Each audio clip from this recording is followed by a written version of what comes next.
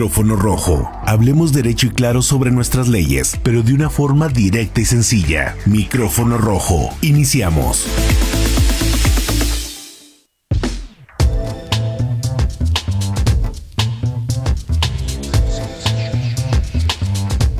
¿Qué tal, amigos? Estamos en su programa de radio Micrófono Rojo. Hablemos de Derecho, un programa en donde hablamos de temas de derecho que todos conocemos, pero que pocos entendemos en voz de los especialistas, en un lenguaje claro y sencillo. El día de hoy vamos a estar hablando de un tema muy interesante que titulamos ¿Con quién se queda el niño?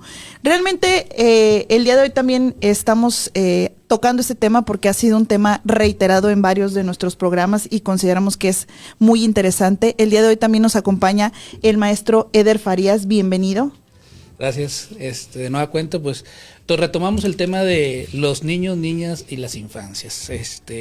Pues bueno, empezar con el programa de hoy. ¿Quiénes se quedan con los niños? ¿A dónde quedan? ¿Con quién? ¿Al resguardo de quién? Vamos a contestar varias preguntas respecto a este tema. Y bueno, pues este tema vamos a contextualizar en qué casos, ¿verdad? Hay que decidir con quién se quedan los niños.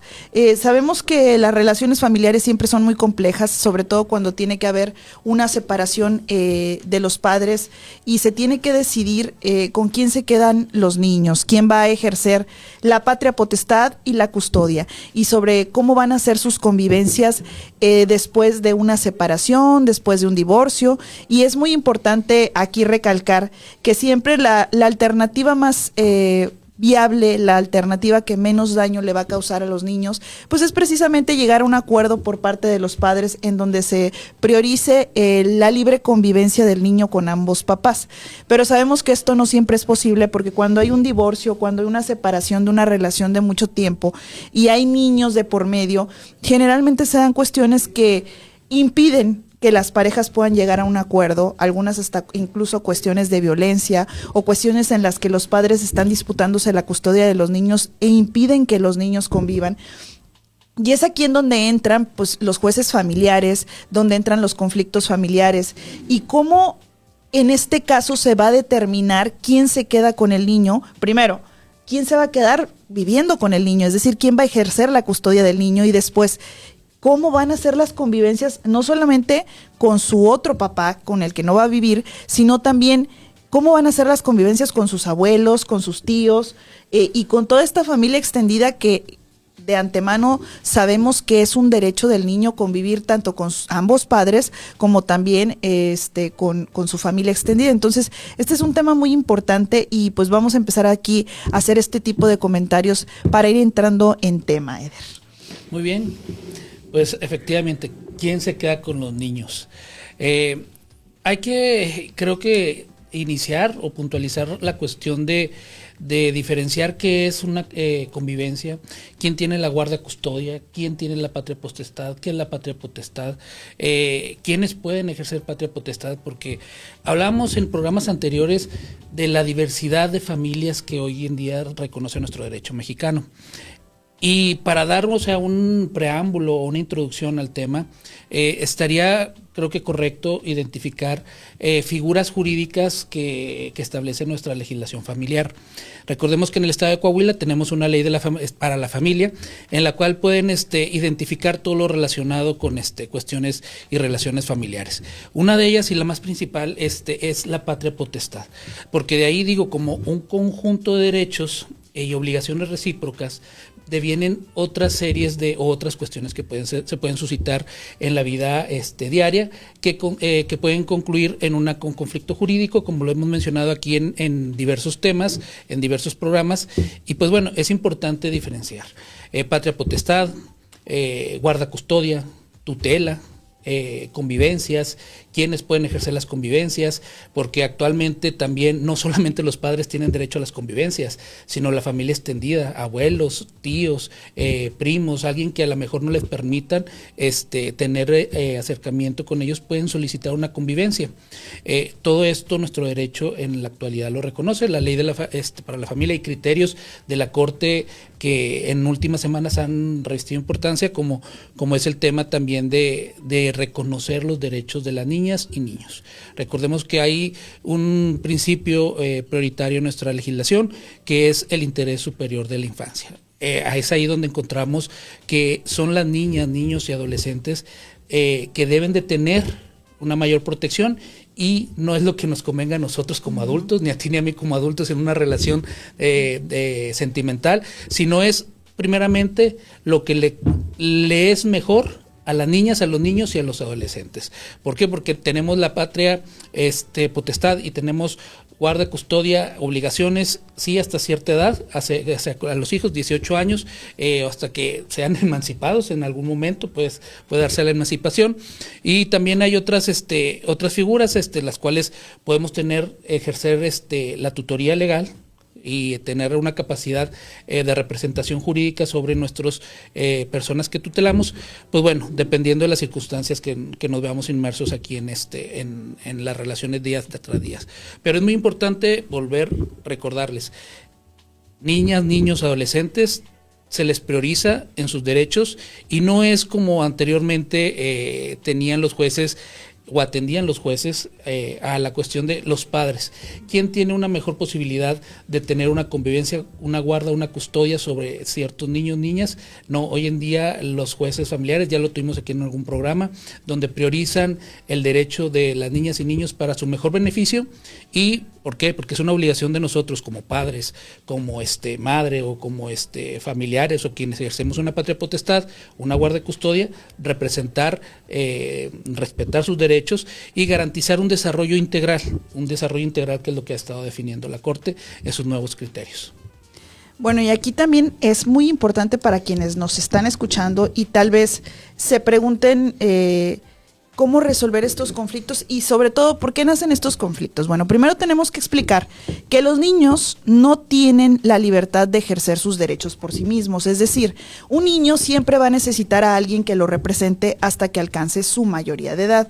Si dentro del matrimonio, del concubinato, de esa convivencia, esa relación de pareja, hay niños o hay hijos con alguna discapacidad que les impida valerse por sí mismos aún cumplida la mayoría de edad, ellos también se incluyen dentro de estos circunstancias en las que hay que determinar con quién se van a quedar, qué padre va a ejercer la custodia, quién los va a cuidar y qué responsabilidad va a tener el otro papá. Claro. Pero lo importante aquí es que la razón por la que hay que decidir cómo va a ser la custodia del niño, es decir, quién se va a quedar a vivir con ese niño y quién va a tener el derecho de convivencia, aunque ese niño no viva en su casa, pues es precisamente porque ese niño no se puede representar solo. Los niños necesitan a un tutor o un representante legal siempre que se haga cargo de ellos. En este caso, si los papás tienen esa posibilidad, pues se les da preferencia a los papás. En el caso de un divorcio, de una separación de dos personas que vivían juntos con niños, pues es muy necesario que se determine con claridad quién se va a quedar con ese niño y cuál va a ser la forma en la que el otro va a convivir. Y también la responsabilidad de darle alimentos a ese niño, porque ambos padres pues estarían obligados a solventar los gastos de ese niño hasta que ese niño concluya una carrera universitaria o, como lo decía Eder, se emancipe. Es decir, que si empieza a trabajar antes de la mayoría de edad o cumpliendo la mayoría de edad, pues ahí concluye esa responsabilidad. O si tiene hijos antes de cumplir los 18 años, pues ya estaría, o si contrae matrimonio, pues ya estaría perdiendo esa calidad de acreedor alimentista. Pero también aquí es muy importante, y una cosa que Eder decía que me parece muy relevante, es que el problema o el conflicto de quién se queda con los niños cuando hay una separación o una disolución, sí, ya no solamente se da entre parejas de personas hombre y mujer. Claro. Recordemos que con todos estos criterios de la Corte y sobre todo lo que ha avanzado la sociedad y la legislación, acuérdense que hoy en día un niño puede ser registrado por dos papás o por dos mamás. O por un solo papá. O por un solo papá o por una sola mamá. En casos de adopción. Entonces, recordemos que no está sujeto únicamente a un papá o una mamá, sino que pueden ser dos mamás y dos papás. Entonces, cuando nosotros creíamos ordinariamente que los niños se quedaban con la mamá. Bueno, esta idea ya tiene que ir desapareciendo de nuestra lógica común, porque ya no todas las familias se integran igual. Primero, porque ya no solamente hay un papá y una mamá, sino que a veces hay dos mamás o a veces hay dos papás. Y en segundo lugar, porque hoy con todo el movimiento que ha habido y la evolución que ha habido en la sociedad y el cambio de los roles de género, hay veces en que es el papá el que se queda al cuidado del niño en casa y la mamá sale a trabajar.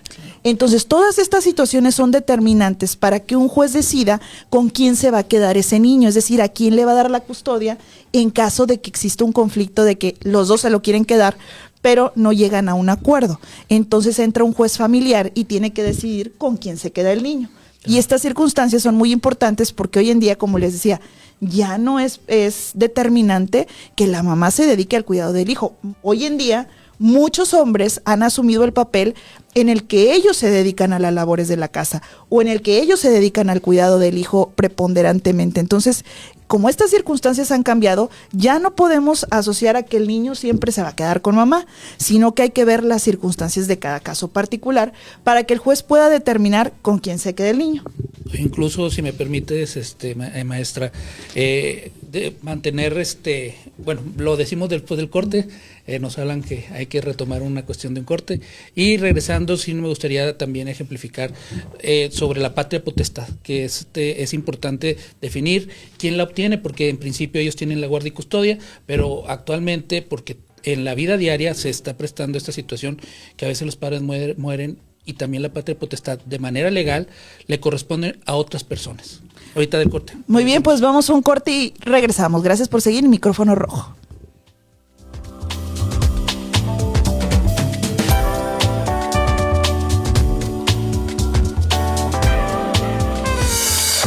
También tú tienes tu micrófono rojo. Comunícate al 8711-051085 o en nuestras redes sociales. En un momento regresamos.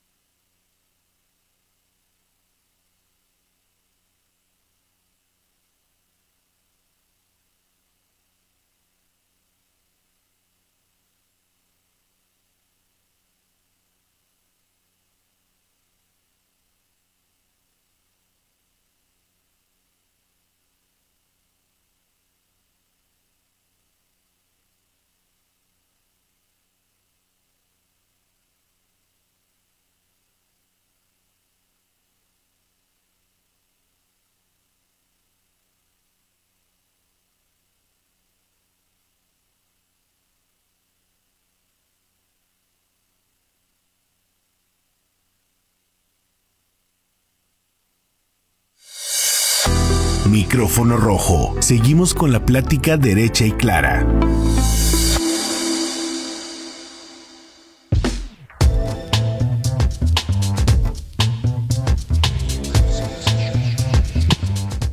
Gracias por seguir con nosotros. Estamos en Micrófono Rojo, Hablemos de Derecho, un programa en donde hablamos de temas de derecho que todos conocemos, pero que pocos entendemos, en voz de los especialistas en un lenguaje claro y sencillo. El día de hoy también nos está acompañando y se integra a esta mesa de diálogo Georgina Olivares, maestra en Derecho Constitucional y Amparo y especialista en materia familiar, a quien le damos la bienvenida. Gracias por acompañarnos. Gracias a ustedes por invitarme.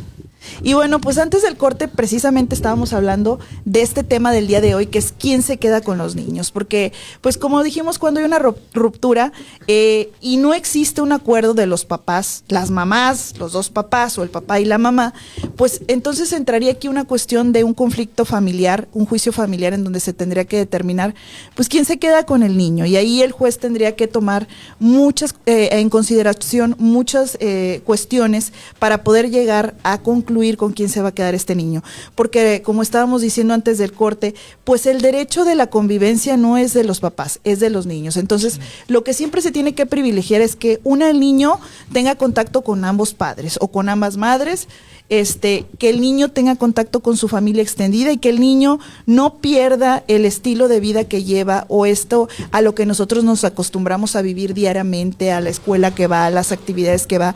Entonces lo que se prioriza es que el niño siga con un modelo o un desarrollo que ya está acostumbrado, es decir, sacarlo lo menos posible de la zona en la que se siente bien, en la que convive con ambos progenitores, y que esto, que a veces es una etapa muy difícil, que es la separación de los padres, pues no se convierta en un trauma para el niño. Digo, ya es algo que le va a causar un conflicto, pero que no se convierta en un trauma, sino que más bien sea una transición pacífica. Pero les digo, cuando no lo es, pues hay que tomar en consideración muchas circunstancias para poder determinar cómo va a ser este nuevo tránsito a la custodia de los niños y la patria potestad. Y antes del corte también el maestro Eder nos iba a comentar algunas circunstancias de la patria potestad que es muy conveniente señalar en este programa. Sí, puntualizar el tema de la patria potestad para poder entender las consecuencias. Por ejemplo, dijimos que quien ejerce la patria potestad tiene la guarda y custodia de los niños, niñas de manera inmediata y cuestión legal también. Yo aquí era muy importante mi intervención o la interrupción, dependiendo de cómo lo veas, Isabel, por el tema de que dicen, los papás son los que tienen la patria potestad, y me han llegado casos, o he tenido casos en los que los papás ya no están, fallecen. Justo hace tiempo platicaba se acercó conmigo un amigo respecto a que sus sobrinas, pues había fallecido su hermana, y su cuñado estaba privado de la libertad, derivado de una sanción penal. Entonces decía, ¿qué es lo que va a pasar? Acaba de fallecer mi hermana, ¿qué es lo que va a pasar? Yo entro, no entro, le digo, a ver, espera, primero tranquilo. Quien la ley reconoce, o al menos en el estado de Coahuila, quien la ley reconoce que tiene la patria potestad, pues son los padres, y a falta de los padres son los abuelos. Ellos como línea ascendente pueden ejercer la patria potestad y en consecuencia todas las obligaciones y todos los derechos que corresponden derivado de ello. Siendo esta guardia custodia, ahí estaríamos viendo que la pregunta expresa de mi amigo, ¿quién se va a quedar con mis sobrinos? Pues ahí está, es muy clara, la ley para nosotros nos dice que son los abuelos. Pero, pues están los abuelos de paternos y los abuelos maternos. También hay ciertas circunstancias o ciertas hipótesis que nuestra legislación reconoce. En el caso de que los abuelos lleguen a un convenio y ellos crean que lo más conveniente es tener o ejercer la patria potestad de manera conjunta o de manera individual. En este caso le sobrevivían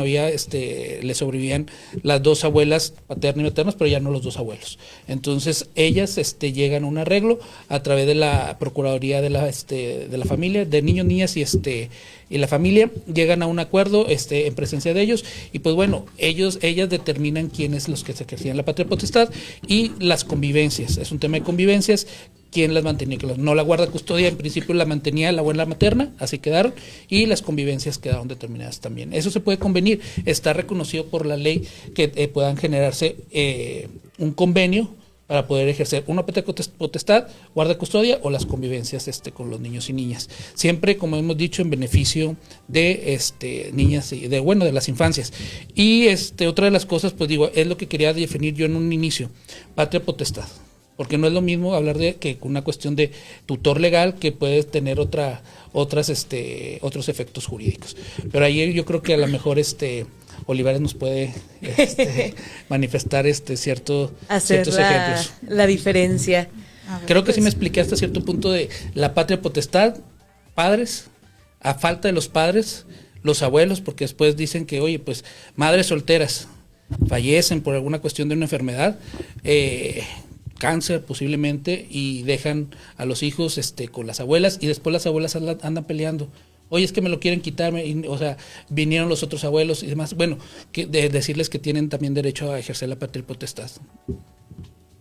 Bueno, pues aquí, precisamente aprovechando a nuestra invitada que hoy nos acompaña, sí especificar estas diferencias entre la tutela que se puede ejercer sobre un menor, que no precisamente es por los padres o los abuelos, y la patria potestad. Y otra cuestión que también me gustaría a mí tomar con nuestra invitada es, hemos estado hablando aquí de cuándo hay una separación, de cuál es lo mejor para los niños, de que el interés superior de los niños, de que hay que determinar qué les conviene más, pero ¿cuándo se escucha a los niños?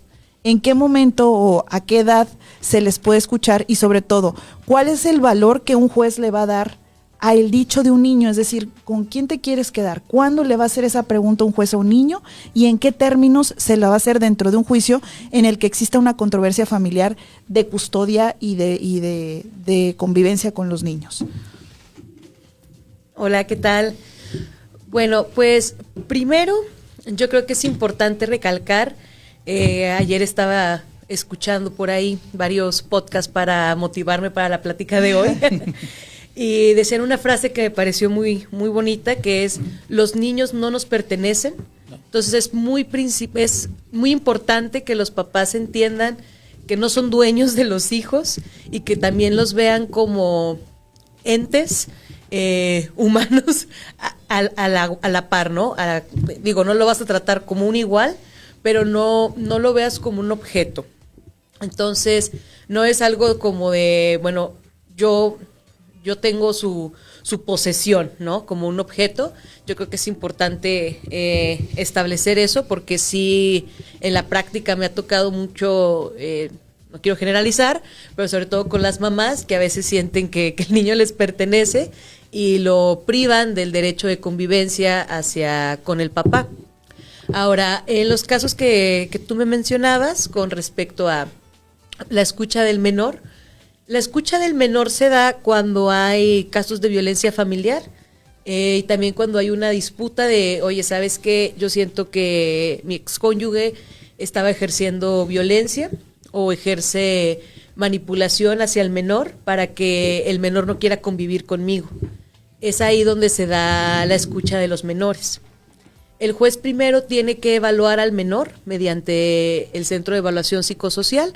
Ahí le van a designar una psicóloga, quien lo tiene que examinar previo a si puede o no participar en el juicio. Esa parte es muy importante. También se toma en cuenta la edad del menor. Si es muy chico, 5 años, 6 años, es muy complicado que los vayan a escuchar. Ya más grandes, si bien la ley no establece un límite de edad, pues sí es importante esa edad.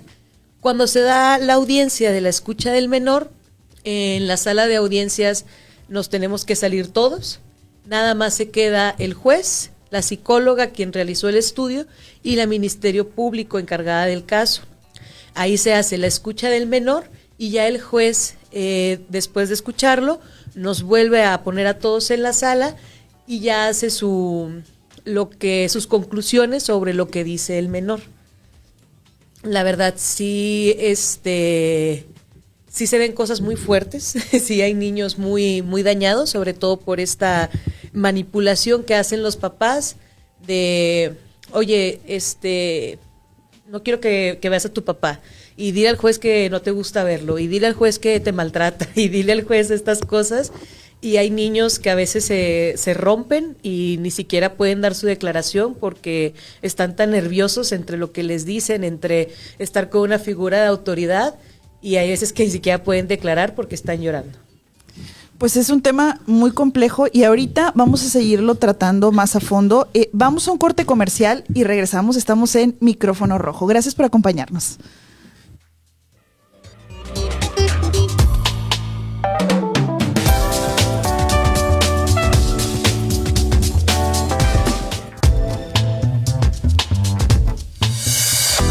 También tú tienes tu micrófono rojo. Comunícate al 8711-051085 o en nuestras redes sociales. En un momento regresamos.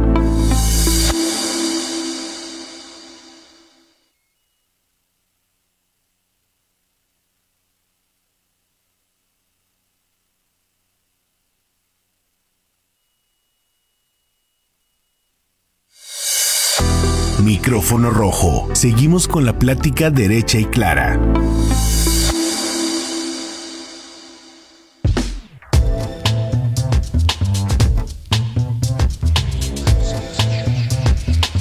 Saludos. Pues continuamos aquí en su programa de radio Micrófono Rojo, Hablemos de Derecho, un programa en donde hablamos de temas de derecho que todos conocemos, pero que pocos entendemos en voz de los especialistas en un lenguaje claro y sencillo. Y el día de hoy nos acompañan el maestro Eder Farías y la maestra Georgina Olivares, y estamos hablando acerca de quién se queda con los niños en una controversia familiar. Y antes del corte, precisamente, estábamos hablando de la escucha de los niños y también acerca de esta disputa que se da pues en los juzgados familiares por la custodia de los niños y por la convivencia.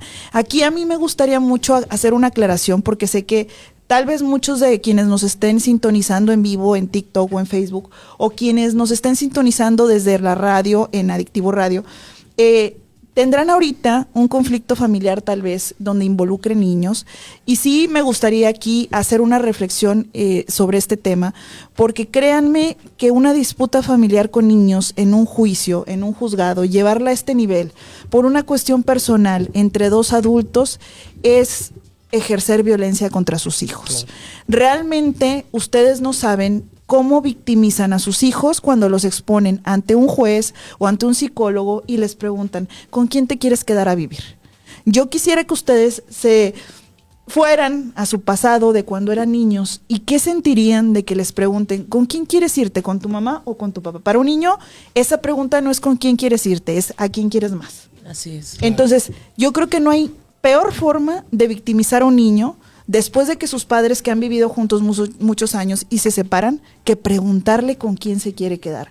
O sea, para un niño responder esto es traicionar al otro.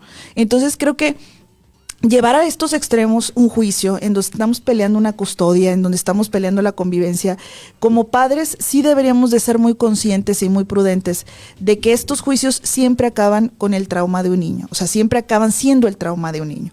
Entonces, si ya los estamos exponiendo a una separación, que obviamente nadie está obligado a estar en una relación que no quiere, que no siente que está a gusto, donde hay violencia, pero eso no significa que llevemos con nosotros al grado de que nuestros hijos sufran este suceso como un hecho violento, porque cuando nosotros los obligamos a decidir, porque hay un conflicto, cuando empezamos a alienarnos, ¿qué es alienarlos? Que empezamos a hablarle mal de su otro papá, de su mamá, de sus abuelos, cuando les impedimos convivir con sus abuelos, con sus tíos, con sus primos, cuando les impedimos convivir con su papá, la mamá con el papá o el papá con la mamá, o todo esto es violencia.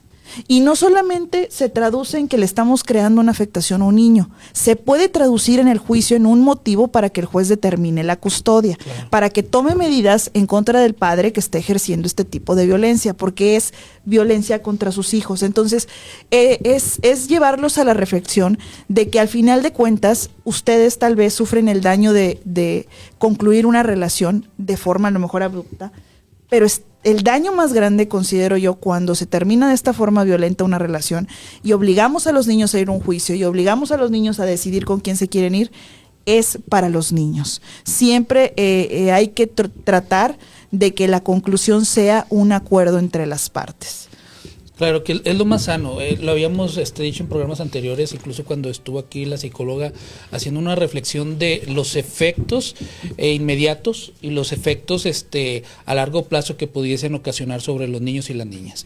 El exponer a una, y dijimos que también por omisión de cuidado, podían generarse la violencia, porque decían, pues es una víctima indirecta. No, en esta situación es una víctima indirecta, se convierte en una víctima directa posiblemente por una omisión, en el el cuidado, incluso hablamos de que la familia extendida, la Corte ha dicho, oye, la familia extendida también tiene derecho a las convivencias, los abuelos, los primos, los tíos con los que ha convivido. Bien decías al inicio el programa que era muy importante que mantener a las niñas y a los niños en la vida cotidiana que tenían, que este desarrollo integral no fuese violentado de manera abrupta y que dijeras, a partir de ahora cambies de escuela, a partir de ahora ya no ves a tus primos, cuando era una constante de fines de semana ver a los primos. Entonces, también decirles, o sea, porque los tíos también tienen derecho a convivir en familia. Al final del día, la familia sigue siendo el núcleo de la sociedad, la familia sigue siendo el núcleo de integración, donde se generan los primeros convivencias sociales, donde aprendes a vivir en sociedad, donde aprendes a tener cariños, afectos, que también son derechos. El tener sentimientos, emociones también son derechos y hay que reconocerlos como tal. Entonces, sí es muy importante que cuando tengan un conflicto, creo que el Centro de Evaluación Psicosocial, previo a que llevara a un niño que decía la psicóloga que no era lo más idóneo, sino que los padres realmente pudieran hacer la custodia compartida. ¿Para qué? Para que no expusieran a sus hijos a un trauma, sí, expreso psicológico.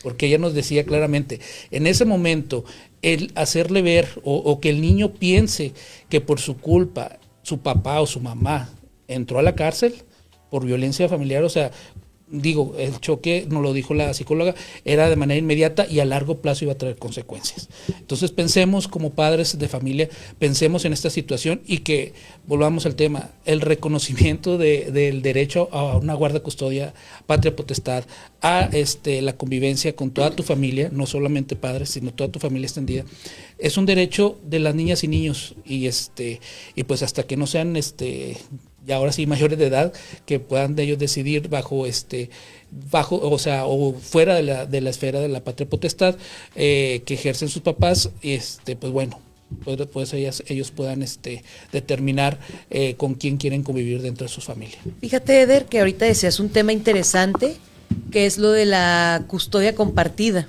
Claro.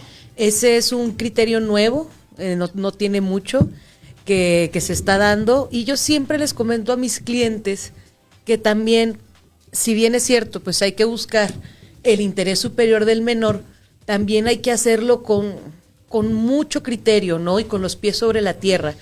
Porque, ¿qué pasa con esto de la custodia compartida? Bueno, si se llega a dar el caso que ambos tengan el mismo la misma estabilidad económica, cada quien tenga una casa con un cuarto para el menor, con todas las amenidades que necesita el menor, qué bien. Pero me ha tocado en la práctica, oye, ¿sabes que se va a quedar un mes contigo y un mes conmigo? Y les cambias tanto les modificas tanto a los niños que a veces sale más perjudicial, que mejor, ¿sabes qué? Tú ten la guarda y custodia de la menor, o sea, tú en tu casa, tú te vas a hacer cargo de ella o de él, y las convivencias, no sé, déjamelas libres. ¿Sabes qué? A mí a veces me acomoda este horario, a veces no, por el trabajo, a lo mejor con un poquito más de flexibilidad, pero sí hay gente que se atiene mucho a tanto lo que dice la ley como lo que dice el juez. Es que el juez me dijo que tú lo ibas a ver de 5 a 7 y llegaste 5:15, ya no puedes. ¿No? O, oye, lo quiero ver el sábado en lugar del viernes. No, es que no lo dijo el juez. Yo creo que hay que tener más flexibilidad y tener que tener cuidado con eso de intentar hacer todo muy equitativo. Sí, incluso lo comentas ahorita. El generar otro conflicto por ejemplo, en las custodias. El retrasar, o sea, o a lo mejor voy fuera de tiempo de entregarte, o sea, a mi hija o mi hijo, ajá, por alguna circunstancia, o incluso porque sabes que quería ir al cine y después del cine no había función, nos escogimos y se me olvidó a lo mejor avisarte y generas un conflicto más, porque das vista también al juez de estos sucesos, de estas actividades, sí, y vuelves al tema, revictimizas a tus niños, o sea, a tus hijos los revictimizas, porque exponerlos otra vez ahora sí, a que vuelvan a generar una audiencia para hacer las modificaciones de las convivencias, volvemos al tema, o sea, hay que tener la mesura y sobre todo la objetividad de que la custodia es en beneficio y es en derecho de las niñas y los niños. No es a beneficio de nosotros, no es que a mí se me acomode mejor. Yo como papá puedo ir por ti todos los días, llevarte a comer y a lo mejor 7, 8 de la noche ya te regreso a la casa de tu mamá para que tú te quedes dormida en casa de tu mamá. Sí, en tu cuarto, donde tú sientes que estás en tu espacio, en tu comodidad. Un desarrollo integral, por favor, un desarrollo integral de las infancias, esto es muy importante. Integral, te puedo decir todos los conceptos que están alrededor de ello, pero pues, como padres lo sabemos, qué es lo que le favorece en la escuela, con sus amigos, con su familia, con su desarrollo, y pues bueno, yo considero que los jueces también deben de ampliar su tema de criterios al momento de que estas personas en un conflicto familiar lleven otro conflicto sobre el mismo procedimiento, sobre una modificación de las convivencias o pues bueno, algún tipo de citación otra vez para los niños o niñas. Claro. Y aquí aprovechando que tenemos a nuestra invitada, pues que conoce perfectamente estos juicios familiares en donde se disputa la guardia y custodia de los niños y la convivencia, me gustaría que nos platicara nuestra invitada en la práctica, en los conflictos familiares, cuando se está disputando la guardia y custodia de un niño y uno de los padres alega violencia sin pruebas en la demanda y se ordena la restricción de convivencias, ¿hasta cuánto tiempo un niño deja de convivir con sus papás por esta manifestación de violencia? ¿Y qué tantas veces te ha tocado que sea falso? Esta pregunta me la podría responder regresando de un corte. Gracias por acompañarnos. Estamos en Micrófono Rojo.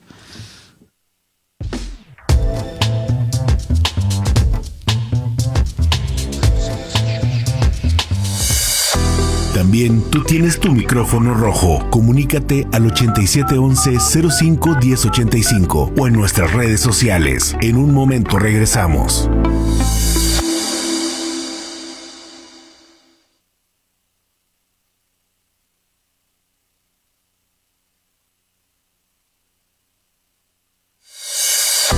Micrófono rojo. Seguimos con la plática derecha y clara.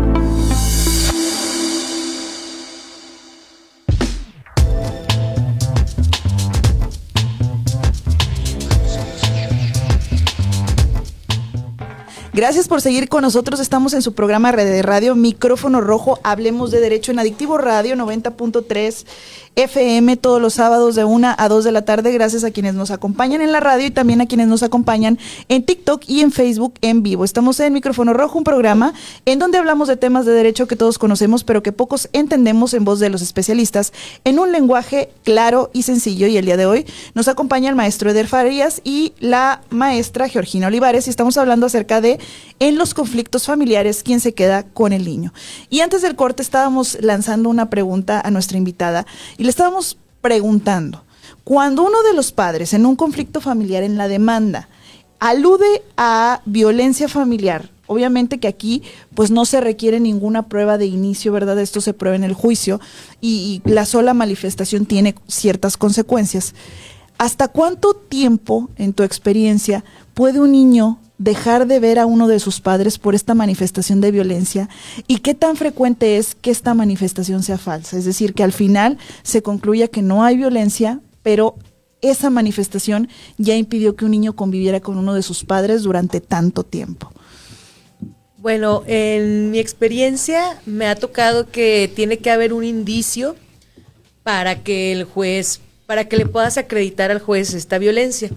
Es decir, en caso hipotético de que sea falso, bueno, tú vas y presentas primero una denuncia ante la Fiscalía o el Centro de Justicia para la Mujer diciendo que te violenta, ¿no?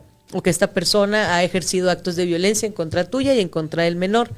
Y ahora, ya presentando esa denuncia junto con la demanda de guardia y custodia, en donde se va a ver entre las prestaciones la cesación de la convivencia en relación a la violencia ejercida, bueno, el juez primero tiene el derecho de la garantía de audiencia a la contraparte para contestar sobre este hecho, ¿no? Ahí sí se ponen les dan muy poco tiempo, son 3 días para contestar al respecto.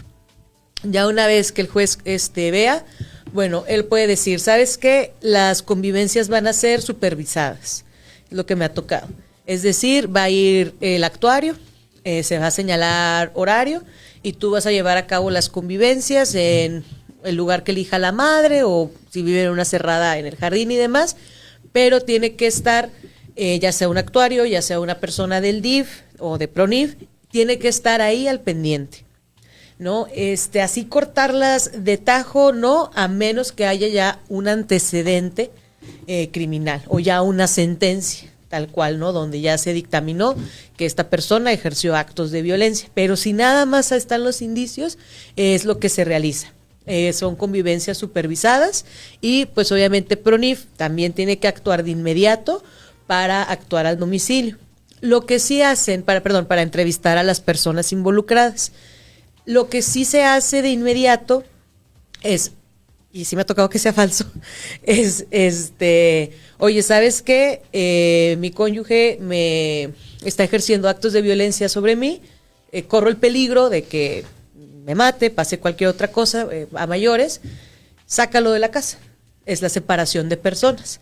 Entonces tú metes la demanda y al momento en el que vas a emplazar al demandado, ya llegas con policía, cerrajero, cargadores, el actuario, y ya lo sacas en ese momento del domicilio, aunque él sea propietario del domicilio. Esto para salvaguardar pues la seguridad de las víctimas y de los menores. Y fíjate que en este tema que estás hablando sobre la medida cautelar en la que se decreta que se retire al progenitor, al que se denuncia por violencia en un juicio familiar, inmediatamente, es decir, se le retira con uso de la fuerza pública del domicilio que habita con su esposa generalmente, o con su concubina, o con su pareja. Pero fíjense que ahora hay un tema muy relevante que me gustaría que siguiéramos tratando en programas subsecuentes. Es que ahora los hombres también hacen esta denuncia de violencia. Es decir, también ya se están dando los casos en los que el hombre es el que presenta la demanda por violencia familiar y solicita que la mamá sea retirada, la esposa, la concubina, sea retirada del domicilio que habitan y se le restrinja la convivencia con sus hijos. Y ha sido procedentes en algunos casos estas medidas. También, como les decía, retomar este tema en programas subsecuentes, sobre todo porque me gustaría que en algún punto vinieran a acompañarnos estos nuevos colectivos que están surgiendo de hombres, claro, que hoy acusan a un sistema o hablan de un sistema en el que se han hecho muchas denuncias falsas sobre violencia familiar.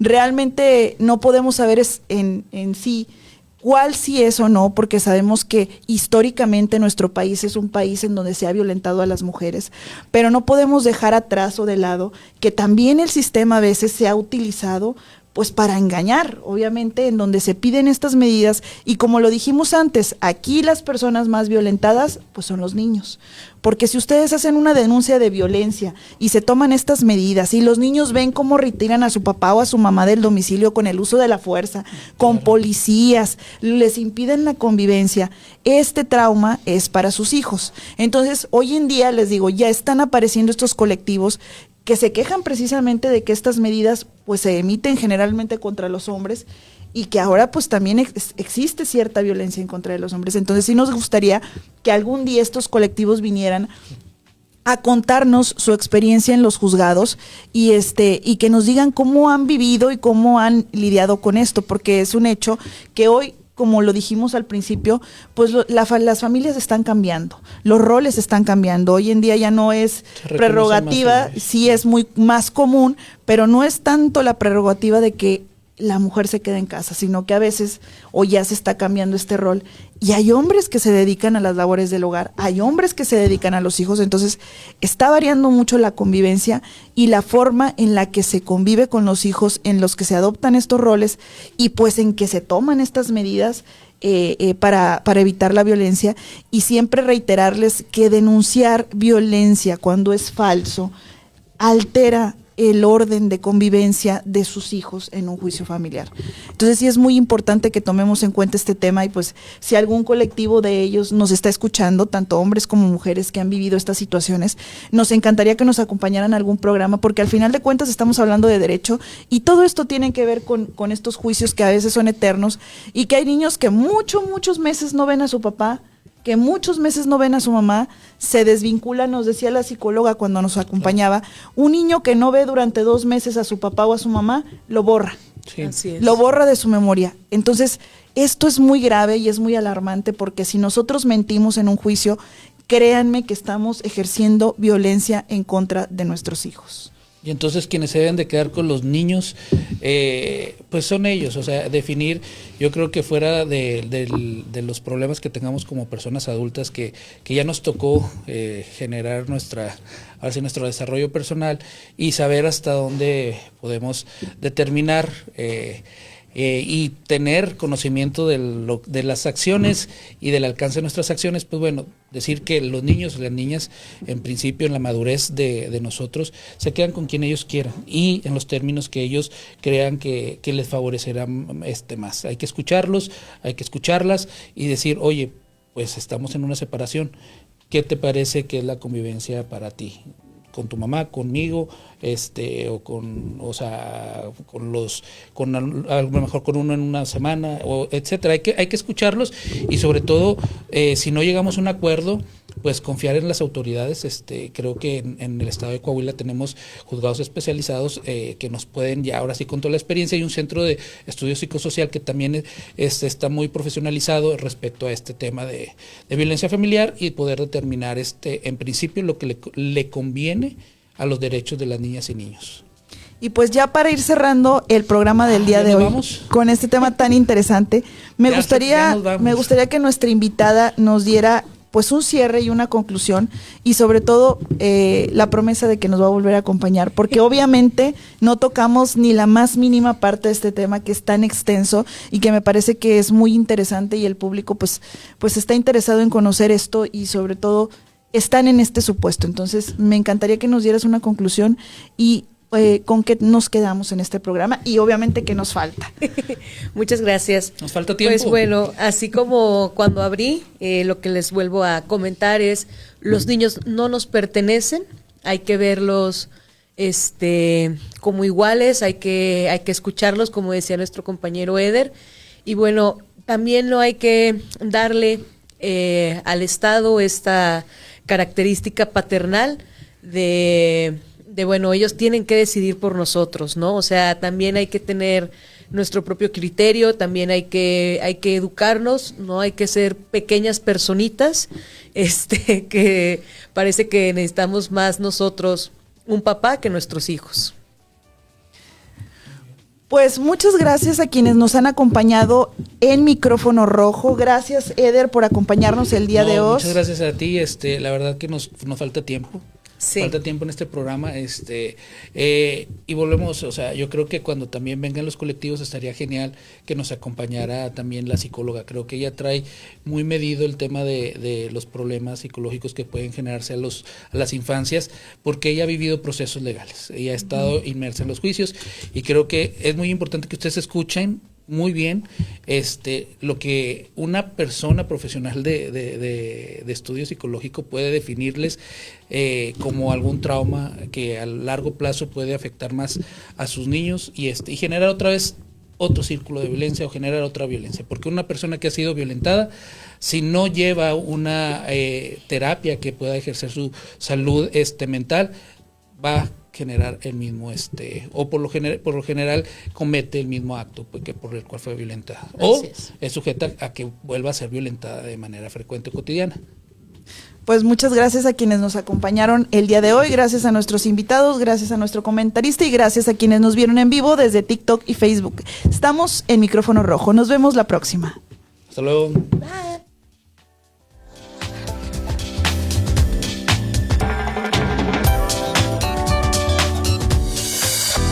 El micrófono rojo se apaga por esta ocasión. Te esperamos en nuestra siguiente emisión para hablar derecho y claro sobre nuestras leyes, pero de una forma clara y sencilla.